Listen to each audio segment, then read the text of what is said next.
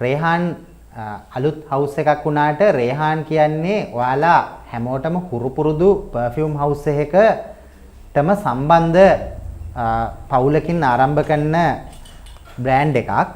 රසාසි කියන්නේ 1980 ඉඳලා අද වෙනකන් ගොඩාක් ජනප්‍රිය. ඒ වගේම කන්සියුමර්ස් ලව ඩිසපොයින්ට් කරපු නැති පර්ෆියුම් හවුස් එකක් කියන්න පුළුවන්. මොකද පෞද්ගලිකව මමත් පාවිච්චි කරලා තියෙන රසාසි පර්ෆියුම් හැම එකක් ගැනම ගොඩාක් පැහැදිලා ඉන්නේ. විශේෂයෙන්ම රසාසි හවාස්, ඩරේජ් වගේ පර්ෆියුම් එදා වගේම අදටත් ගොඩාක් ජනප්‍රියයි. ඒ වගේම එයාලා ඒ පර්ෆියුම් දෙන මිලට හොඳ වටිනාකමක් කන්සියුමර්ට ලබා දෙන විදිහට නිෂ්පාදනය කරපු පර්ෆියුම්.